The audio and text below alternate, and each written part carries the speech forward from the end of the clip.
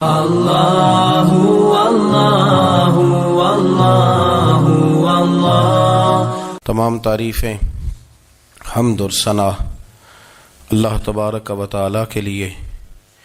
درود و سلام نبی اکرم نور مجسم شفیع معظم احمد مجتبی جناب حضرت محمد مصطفیٰ صلی اللہ تعالی علیہ وسلم کی ذات والا صفات کے لیے حمد و صلات کے بعد مسلمان کا یہ عقیدہ ہے کہ ہمارا خالق اللہ ہے، ہمارا مالک اللہ، ہمارا رازق اللہ۔ جب یہ ساری چیزیں، ساری عطائیں، ساری نعمتیں اللہ کی ہیں تو پھر مسلمان کی ساری توجہ بھی اللہ ہی کی جانب ہونی چاہیے۔ اسے کوشش کرنی چاہیے کہ وہ ہر معاملے میں، ہر مسئلے میں، ہر پریشانی میں اپنی توجہ اپنے رب کریم کی جانب مبذول رکھے۔ انسان جب اپنے علم پر بھروسہ کرنے لگتا ہے یا اپنی عقل پر بھروسہ کرنے لگتا ہے یا اپنے تعلقات پر بھروسہ کرنے لگتا ہے یا اپنی دولت پر، مال پر، صحت پر، تو ایک بہت بڑے دھوکے کا شکار ہو جاتا ہے۔ اور انسان جب انسانوں پر بھروسہ کرنے لگتا ہے تو پھر اللہ تعالیٰ اسے بعض اوقات انسانوں کے سپرد کر دیتا ہے، انسانوں کے سپرد۔ اور بہت سارے ایسے لوگ بھی ہوتے ہیں جو رب کریم کو بھولتے ہیں اور وہ اپنی ساری توجہ انسانوں کی طرف، دنیا کی طرف، دنیا داروں کی طرف کر لیتے ہیں، تو اللہ تعالیٰ فرماتا ہے پھر میں انہیں یہ سزا دیتا ہوں کہ وہ مجھے بھولنے نکلے تھے تو میں نے انہیں ان کا اپنا آپ بھی بھلا دیا، اپنا آپ بھی۔ سورہ حشر کو دیکھیے گا، فرمایا وَلَا تَكُونُوا كَالَّذِينَ نَسُوا اللَّهَ فَأَنسَاهُمْ أَنفُسَهُمْ۔ ان لوگوں کی طرح نہ ہو جانا جنہوں نے اللہ کو بھلا دیا تو اللہ نے پھر انہیں ان کا اپنا آپ بھی بھلا دیا، انہیں اپنی بھی ہوش نہیں رہی۔ وہ ایسے مسائل میں گھر گئے، وہ ایسی آزمائشوں میں الجھ گئے، وہ ایسی دنیا داری کے اندر الجھے کہ انہیں اپنا بھی پتہ نہ چلا۔ اب تو ڈھونڈتا پھرتا ہوں اے اقبال اپنے ہی آپ کو، اب تو ڈھونڈتا پھرتا ہوں اے اقبال اپنے آپ کو، آپ ہی گویا مسافر، آپ ہی منزل ہوں میں۔ جب انسان خدا فراموش ہوتا ہے تو خود فراموش ہو جاتا ہے۔ ہمارا بڑے زمانے سے تکیہ ہے، کبھی امریکہ پر، کبھی یورپ پر، کبھی برطانیہ پر، کبھی مالداروں پر، کبھی اسلحے والوں پر۔ اس کا نقصان یہ ہوا کہ اپنا کوئی وجود نہیں رہا، اپنا کوئی نظریہ نہیں رہا، اپنی کوئی سوچ نہیں رہی۔ ایسے محسوس ہوتا ہے کہ کوئی منشور نہیں، کوئی دستور نہیں، لگام منہ میں ہے اور اس کا سرا کسی کے ہاتھ میں ہے، وہ جدھر چاہتا ہے ہمیں گھما لیتا ہے۔ اللہ فرماتے ہیں یوں نہ ہو جانا کہ تم رب کو بھلا دو اور پھر تمہیں اپنا آپ بھی بھول جائے۔ اولئک ھم الفاسقون، فرمایا یہ وہ لوگ ہیں جو نافرمان ہیں اللہ کے، یہ نافرمان ہیں۔ جب یہ نظریہ بن گیا، جب یہ ذہن بن گیا کہ پیدا اللہ نے کیا ہے، دینا اللہ نے ہے، عطا کرنے والا اللہ ہے، نوازنے والا اللہ ہے، تو پھر ساری توجہ دنیا داروں کی طرف رکھنا، میں اللہ والوں کی طرف توجہ رکھنے کا قائل ہوں، میں وہ سمجھتا ہوں، ہم اس چیز کے قائل ہیں، لیکن وہ بھی کوئی آستانہ ہے کہ جہاں حق مرشد کا نعرہ تو بڑا لگے پر رب کا نام ہی نہ سننے کو ملے۔ یہ بھی کوئی بات ہوئی کہ جہاں یہ تو نعرہ زور سے لگے کہ جیوے جیوے مرشد جیوے، لیکن استغفار کا درس ہی نہ ملے۔ جہاں ہر وقت یہ بتایا جائے کہ یہاں آ گئے تو بچ گئے، کیسے بچیں گے؟ میرے رسول پاک علیہ السلام کا دروازہ سب سے بڑا دروازہ ہے، حضور کا دروازہ سب سے بڑا دروازہ ہے، لیکن میرے دوستو یاد رکھنا، نبی پاک علیہ السلام نے بھی لوگوں کو جب رستہ دکھایا ہے تو رب کریم کا رستہ دکھایا ہے، اللہ کا رستہ دکھایا، اللہ کریم کا رستہ دکھایا، لوگوں کو رب کی طرف توجہ کرائی۔ میرے رسول کریم سید عالم صلی اللہ تعالی علیہ وسلم نے لوگوں کی اللہ کی جانب توجہ کرائی اور لوگوں سے یہ کہا کہ وہ اپنے رب کریم کی جانب اپنا ذہن رکھیں، اپنی توجہ اپنے اللہ کی جانب مبذول کریں۔ میری بات کو اچھے طریقے سے سمجھیے گا، علم اللہ تبارک و تعالی عطا کرتا ہے، تو اسے اللہ کی عطا ہی سمجھنا چاہیے۔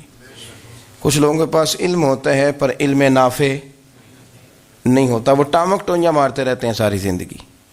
علم کو اللہ کی عطا سمجھیں، اپنی عقل پر اپنے شعور پر زیادہ بھروسہ نہ سمجھیں، نظر اللہ پہ رکھیں۔ حضرت مولا علی شیر خدا کرم اللہ تعالی وجہہ الکریم سے کسی نے پوچھا تھا بڑا عالم کون ہوتا ہے؟ ہمارے ہاں تو اب وہ والے عالم پائے جاتے ہیں نا، اللہ ماشاءاللہ، جو ممبر پہ بیٹھتے ہیں تو دعوے ہی دعوے ہیں، ممبر پہ بیٹھتے ہیں تو دعوے ہی دعوے ہیں، اس طرح کے عالم ہمارے ہاں پائے جاتے ہیں۔ وہ ہر بات میں دعویٰ کرتے ہیں، میں یہ کر دوں گا، میں وہ کر دوں گا۔ یہ مزاج علماء کا نہیں۔ حضرت علی المرتضیٰ سے کسی نے پوچھا بڑا عالم کون ہوتا ہے؟ فرمایا بڑا عالم وہ ہوتا ہے کہ جسے مسئلے کا پتہ نہ ہو تو وہ کہہ دے مجھے نہیں پتا، میں پتہ کر کے بتاؤں گا، غلط بات بیان نہ کرے۔ امام مالک سے کسی نے کوئی مسئلہ پوچھا تو آپ فرمانے لگے مجھے اس سوال کا جواب نہیں آتا، ہمارے بزرگ سمجھاتے کیا ہیں؟ وہ کہنے لگا آپ اتنے بڑے امام ہیں تو اس سوال کا جواب نہیں آتا۔ آپ فرمانے لگے اگر مجھے ہر سوال کا جواب آتا پھر تو میں خدا ہوتا، مجھے ہر سوال کا جواب نہیں آتا، مجھے تو اتنا آتا ہے جتنا میرے رب نے مجھے عطا کر دیا ہے۔ اپنی نظر اللہ پہ رکھیں، نکل آئیں اس معمے سے باہر کہ میں کوئی بلا ہوں، مجھے بڑا پتہ ہے، میرے پاس 6 ڈگریاں ہیں، مجھے 10 جگہ پہ تدریس کا شغف حاصل ہے، اس سے نکلیں باہر۔ قرآن مجید دیکھیے گا، اللہ تعالیٰ نے ارادہ قدرت فرمایا کہ میں حضرت آدم کو بناؤں گا، پھر بنانے کے بعد فرمایا فرشتوں سجدہ کرو آدم کو، سب نے سجدہ کیا الا ابلیس ابا واستکبر وکان من الکافرین، سب نے سجدہ کیا سوائے ابلیس کے، اس نے انکار بھی کیا، تکبر بھی کیا اور کافروں میں سے ہو گیا۔ تو یہ جب اللہ تعالیٰ نے سجدہ کرایا تو کیسے کرایا؟ اللہ تبارک و تعالیٰ نے نا حضرت آدم کو علم سکھایا خود، وعلم آدم الاسماء کلہا، خود اللہ فرماتے ہیں کہ میں نے جناب آدم علیہ السلام کو تمام اشیاء کے نام سکھائے، سب اشیاء کے نام سکھائے۔ تو وہ چیزیں پھر میں نے نا، اللہ فرماتے ہیں میں نے فرشتوں پہ پیش کی، میں نے کہا کہ بتاؤ ان کے نام کیا ہے، تو فرشتوں نے جو جواب دیا وہ سمجھنے والا ہے۔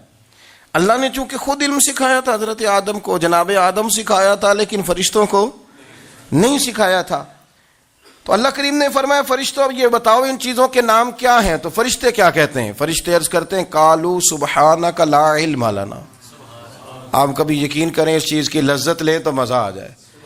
کہا قالوا سبحانک، کہنے لگے تو پاک ہے، قالوا سبحانک، کہنے لگے تو بھئی آدم علیہ السلام کو نام سکھا لیے، پھر فرشتوں کے سامنے وہ چیزیں پیش کر کے کہا ان چیزوں کے نام بتاؤ، تو فرشتے کیا کہتے ہیں؟ کہتے ہیں قالوا سبحانک، تو پاک ہے، لا علم لنا، ہمارے پاس کوئی علم نہیں، الا ما علمتنا، ہمیں تو اتنا پتہ ہے جتنا تو نے ہمیں سکھا دیا ہے، ہمیں تو اتنا پتہ ہے جتنا تو نے ہمیں، لا علم لنا، ہمارے پاس کوئی علم نہیں ہے، اتنا ہی پتہ ہے جتنا تو نے ہمیں سکھا دیا ہے، اس سے زیادہ ہمارے پاس علم۔ اور یہ کیوں تو نے ہمیں جتنا سکھایا اتنا پتہ ہے؟ فرشتے یہ نہیں کہتے یا اللہ تو زیادہ سکھا، آدم کو دیا تو ہمیں بھی دے، یہ نہیں فرمایا، فرمایا انک انت العلیم الحکیم، اے اللہ تو علم والا بھی ہے اور حکمت والا بھی ہے، تجھے پتہ ہے کس کو کتنا دینا ہے، جتنا تو نے مناسب سمجھا جناب آدم کو دیا، اور جتنا تو نے بہتر سمجھا وہ تو نے ہمیں عطا فرمایا۔ تو اگر آپ کے پاس علم ہے، کہیں نالج ہے، تو اس کو اللہ کی عطا سمجھیں۔ ہمارے ہاں بہت سارے لوگ بن کے بیٹھ جاتے ہیں، میں اکثر کہتا ہوں کہ پھر وہ دعوے کرتے ہیں میرے علاقے والے جاہل ہیں، میرے شہر والے جاہل ہیں، میرے خاندان والے پڑھے نہیں۔ یہ آپ کا دعویٰ ہے، یہ آپ کو خراب کر دے گا۔ ہم نے بہت سارے ایسے لوگ دیکھے جو بہت بڑے عالم تھے، لیکن اللہ جب لینے پہ آیا تو عقل ہی لے گیا، شعور ہی چلا گیا، حافظے ختم ہو گئے۔ آپ دیکھتے ہیں بڑھاپے میں کچھ لوگ ایسے ہوتے ہیں کہ جن کو یہ بھی یاد نہیں رہتا کہ میرا نام کیا ہے، میں کہاں ہوں، مجھے کدھر جانا ہے۔ تو اس وقت سے اللہ کی پناہ مانگیں اور اپنی نظر اپنے رب کریم کی جانب رکھیں، اللہ کی جانب اپنی نظر کو مبذول رکھیں۔ دوسری بات، علم کے بعد ایک چیز آتی ہے جس کا نام ہے ہدایت، جس کا نام ہے تقوی۔ جس کا نام ہے پرہیزگاری، جس کا نام ہے عمل، عبادت، ریاضت، یہ بھی اسی وقت ہی نصیب ہوتی ہے جب میرا رب کریم نصیب فرما دیتا ہے۔ ہم نے نا نیکی کا اپنا اپنا سٹیٹس بنا لیا ہے، اپنا اپنا معیار بنا لیا ہے۔ کچھ لوگ کہتے ہیں کہ جناب مسجد میں سیمٹ کا توڑا دینے سے بہتر ہے کسی غریب کو آٹے کا تھیلا دے دو۔ اب اس نے اپنا مزاج بنا لیا نا نیکی کا، اس نے اپنا سٹیٹس بنا لیا ہے۔ میرا یہ سوال ہے کہ نبی پاک صلی اللہ تعالی علیہ وسلم جب مدینہ شریف آئے تھے تو حضور نے سب سے پہلے غریبوں میں آٹا تقسیم کیا تھا کہ سب سے پہلے مسجد بنائی تھی؟ کیا عجیب لوگوں کا رنگ ہے، اپنی مرضی کی ہدایت، اپنی مرضی کا تقوی، اپنی مرضی کا معیار۔ مسجد کوئی بڑا چھوٹا خطیب بھی میری طرح کا ہو نا تو وہ مسجد میں بیٹھ کے جب نبی پاک کی بات کرتا ہے تو کہتا ہے میرے رسول پاک غریبوں کا سہارا بن کے آئے۔ وہ غریبوں کی بات کرتا ہے، مسکینوں کی، لاچاروں کی، کمزوروں کی بات۔ تو مسجد ہی تو وہ ادارہ ہے جہاں سے غریبوں کی بات ہو رہی۔ تو اب لوگوں نے غریب کو اور مسجد کو لڑانا شروع کر دیا، اس کو لڑاؤ کہ مسجد میں پیسے دینے سے بہتر ہے آپ غریب کو آٹے کا تھیلا دے دیں۔ آپ یہ کیوں نہیں کہتے کہ مسجد میں بھی آپ توڑا دیں ایک سیمٹ کا اور ساتھ غریب کو بھی خدمت کریں؟ یہ کیوں نہیں تقویٰ؟ اپنی اپنی مرضی کا مزاج، اپنی اپنی۔ کچھ لوگ کہتے ہیں چھوڑو جی، ساری زندگی انسان نماز پڑھتا رہے اور پھر گالیاں بھی دیتا رہے، بندہ داڑھی بھی رکھ لے اور جھوٹ بولنا بھی نہ چھوڑے۔ تو یہ آپ نے اپنے پاس سے تقوی کا معیار بنایا ہے۔ گالی دینے کا گناہ ہے اور داڑھی رکھنے کا ثواب ہے۔ تو اگر آپ داڑھی رکھے ہوئے ہیں اور آپ کوئی غلطی کر رہے ہیں تو اس سے آپ کی داڑھی کا ثواب ختم، اللہ کرے آپ کو سمجھ آئے میری بات کی۔ آپ کوئی غلطی کر رہے ہیں، داڑھی کا ثواب اس سے ختم، وہ اپنی جگہ پہ قائم ہے چیز۔ اپنی مرضی کا کیوں تقوی کا معیار بناتے ہیں؟ تقوی کا مزاج اپنی مرضی کا نہ بناؤ، اللہ کی بارگاہ سے دعا مانگو کہ یا اللہ ہمیں ہدایت کا نور عطا فرما، اللہ تو ہمیں رستہ دکھا، تو بتا کہ ہدایت کیا ہے۔ تو رب فرماتا ہے اللہ ولی الذین آمنوا، اللہ مومنوں کا مددگار ہے، یخرجہم من الظلمات الی النور، وہ انہیں اندھیروں سے نکالتا ہے اور نور کی طرف روشنی عطا فرماتا ہے۔ اندھیروں سے نور کی طرف اللہ لاتا ہے۔ اللہ ولی، اللہ مومنوں کا ولی ہے، وہ انہیں اندھیروں سے نور کی طرف نکالتا ہے۔ ہدایت ہمیشہ اللہ کی طرف سے سمجھے۔ جب وہ نماز کی توفیق دیتا ہے تو اپنے فضل سے دیتا ہے، جب وہ ذکر کی توفیق دیتا ہے تو اپنے فضل سے۔ ہم سمجھتے ہیں ہو جی فلانا نہیں پڑھ رہا بڑا بیوقوف ہے، فلانا نہیں پڑھ رہا، تو تم کیا اپنی عقل کے زور پہ پڑھ رہا ہے؟ میں جی اللہ کے فضل سے 2 سپارے پڑھتا ہوں، تو کس پہ احسان کرتے تو 2 سپارے پڑھ کے رویا کر۔ کہا اگر مالک تو بڑا قریب نہیں، بڑے لوگ ہیں جن کو پورا قرآن حفظ ہے پر انہیں پڑھنے کی توفیق نہیں، تو انہیں فضل کیا اور مجھے توفیق دے دی ہے پڑھنے کی۔ رویا کر، پڑھ کے رویا کر، راتی ساری کر کر زاری، او نیند اکھاں تھی توندے تے فجرے اوہی گناہگار کہاون سب تو نیوے ہوندے۔ مہربانی کریں، ڈریں، نیکی کریں تو پھر ڈریں، پھر احساس پیدا کریں، پھر اپنے اندر وہ کمزوری لائیں کہ توبہ توبہ مجھے تو پتہ ہی نہیں، تو جانتا ہی نہیں۔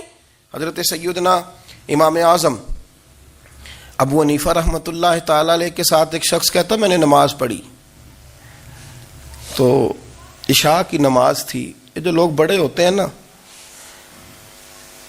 جن کے پیار کرنے والے بڑے ہوتے ہیں، ان کے گرد خوف بھی بڑا ہی ہوتا ہے، انہیں بڑا ڈر لگتا ہے، بڑی بعض اوقات آزمائش ہوتی ہے ان کی۔ عشاء کی نماز کہتے پڑھی تو امام صاحب نے نا عشاء کی نماز میں تلاوت کی آیتیں فَمَن يَعْمَلْ مِثْقَالَ ذَرَّةٍ خَيْرًا يَرَهُ وَمَن يَعْمَلْ مِثْقَالَ ذَرَّةٍ شَرًّا يَرَهُ۔ فرمایا جو ذرہ برابر خیر کرے گا وہ بھی قیامت میں دیکھے گا، اور جو ذرہ برابر شر کرے گا وہ بھی قیامت میں اس شر کو دیکھے گا، اس کے سامنے آئے گا۔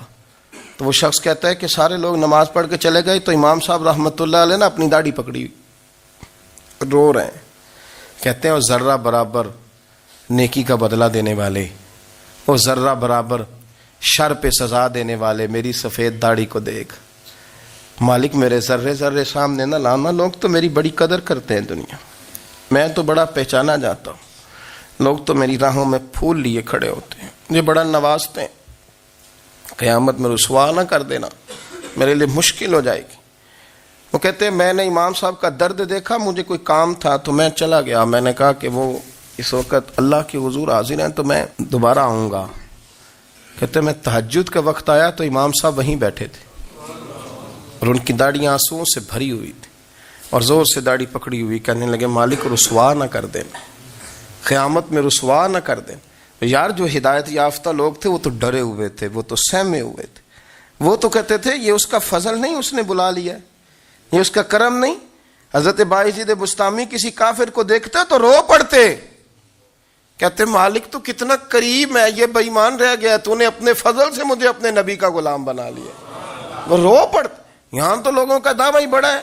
نمازی اللہ خیر فرمائے وہ تو دوسروں کو گھورتا ہے, وہ کہتا ہے جنت کا میں مالک ہوں, کنجیاں میرے پاس ہیں, میں کسی اور کو گھسنے نہیں دوں گا. اور اگر 2-3 حج کر لے تو پھر تو وہ کہتا ہے کہ اب میرے سے پوچھ کے لوگ جنت میں جائیں گے معاذ اللہ. اور اگر وہ 2 4 5 7 دفعہ کوئی نفل پڑھ لے تو پھر وہ کہتا ہے چھوڑیں جی سارے لوگ بے عمل ہیں, میں اکیلا نیک ہوں. نہ ایسا کریں, اپنی توجہ اپنے رب پہ رکھیں, اپنی توجہ اپنے معین الملت والدین, عطا رسول, ہند الولی, غریب نواز, خواجہ معین الدین چشتی, حضرت خواجہ اجمیر,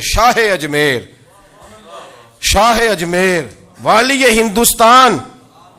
آخری عمر میں نا سارا دن روتے گزر جاتا, ساری رات روتے گزر جاتے, ذرا سی کوئی بات کرتا تو رو پڑتے, آنکھیں آنسوؤں سے بھری رہتی. کئی دفعہ آپ نے بھی پریشان ہو جاتے ہیں نا کہ یار تو ایک بات کی جان ہی نہیں چھوڑ رہا. تو خواجہ قطب الدین صاحب بختیار کاکی سے لوگوں نے کہا کہ آپ مرشد سے بات کریں, اتنا بھی تو نہیں نہ رونا چاہیے, ہر وقت اس کے آنسو کی کریے. عاشق دا کام ہی رونا تونا, تبھی نہ رویو نہیں منظوری. یہ عاشق سدا ہی روندا رہندا ہے, پاویں وصل ہوئے تے پاویں دوری.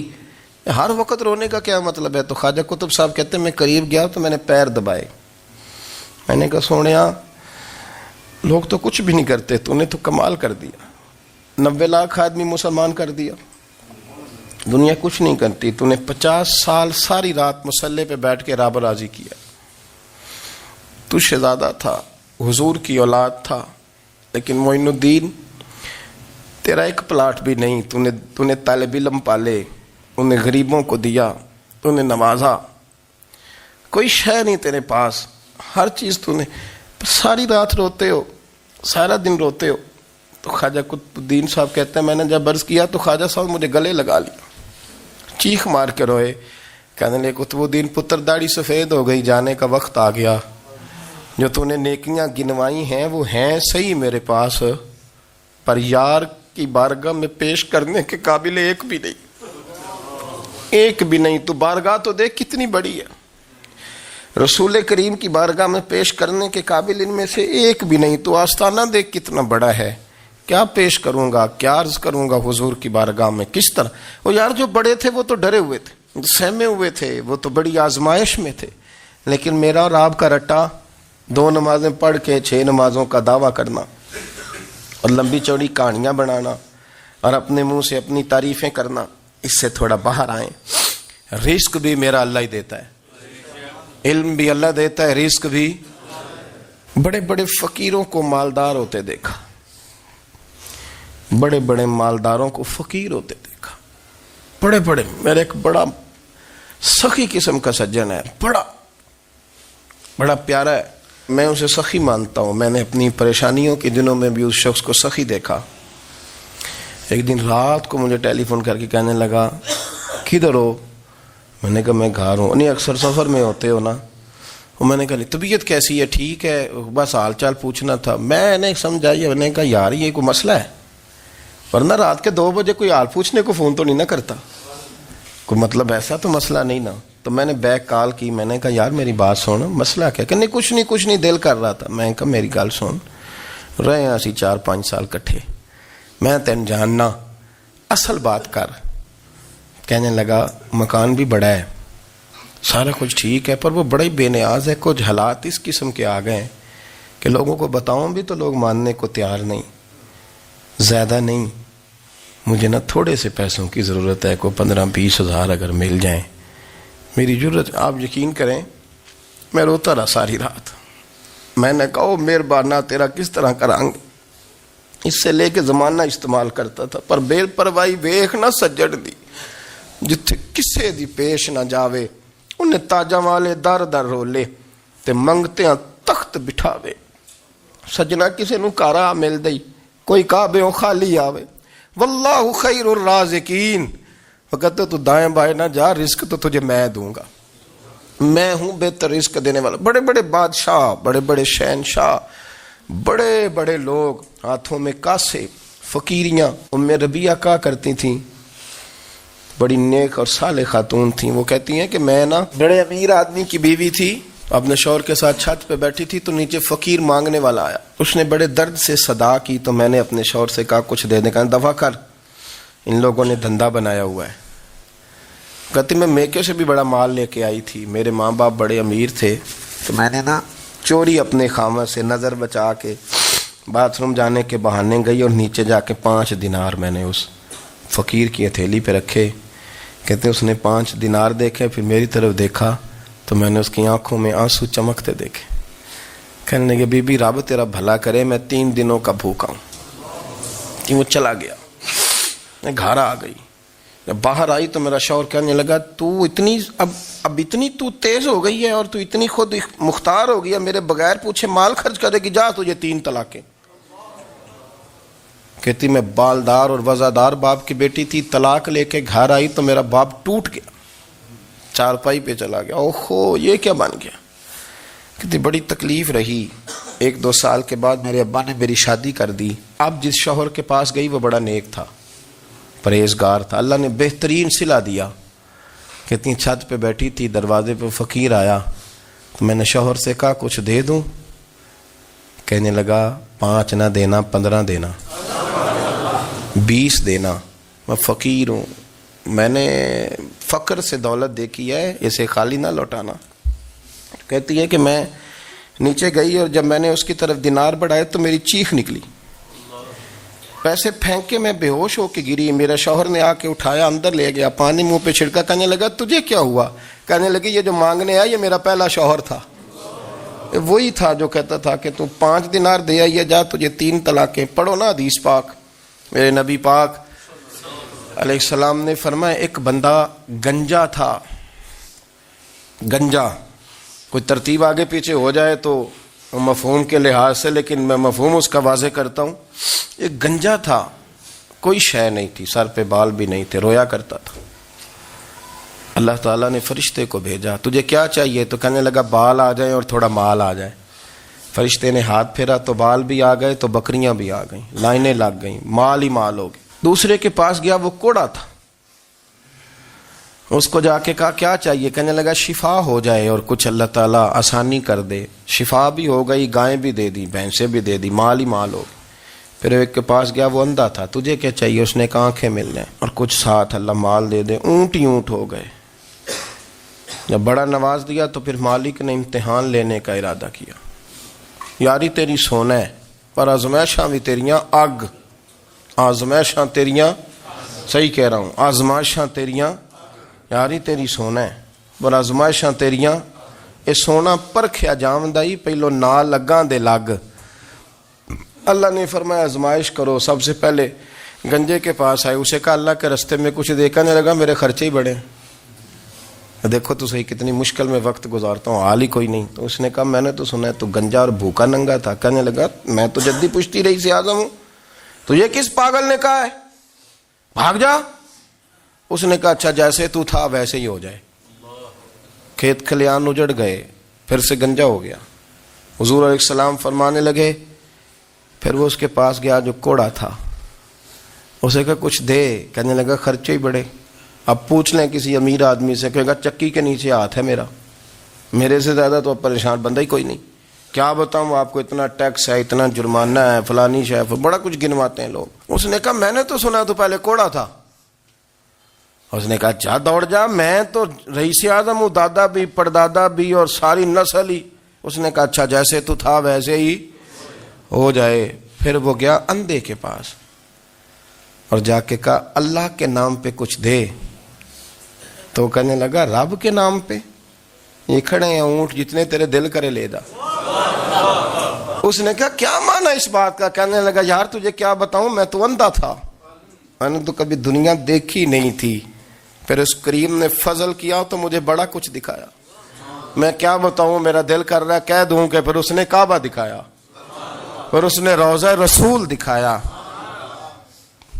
پھر اس نے ریاض الجنہ کے سجدے دکھائے, پھر اس نے اپنے محبوب کے دروازے کی رونقیں دکھائیں. اس نے بڑا کچھ دیا, اس نے بڑا نوازا. میرے پاس تو شاید میں بدکار پرانا خادم, کسے در ملی نہ ٹوئی.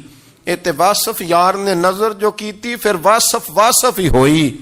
یہ تو اس کا کرم ہوا. تو یہ وہ کہنے لگا تو اللہ کے نام پہ جان مانگ, میں وہ بھی دینے کو تیار. میرے پاس تو شے ہی کوئی نہیں تھی, مجھے تو اپنا پتہ ہے, میں تو کوئی شے نہیں تھا, کچھ نہیں تھا میرے پاس. یہ تو ان کا کرم ہے کہ رخ ان کا ادھر ہے. اور مختصر سی میری کہانی ہے, یہ جو بھی ہے ان کی مہربانی ہے. تو وہ کہنے لگا میں بھی کچھ لینے نہیں آیا تھا, تیری آزمائش ہی کرنے آیا تھا. تیری عزتیں بھی سلامت رہیں گی, تیرا مال بھی سلامت رہے گا, تیری شفا بھی. اپنی زندگی میں کبھی بھی اللہ کی بارگاہ سے توجہ ادھر ادھر نہ کریں. چھوڑیں لوگ کیا کر رہے ہیں, دنیا کیا کہہ رہی.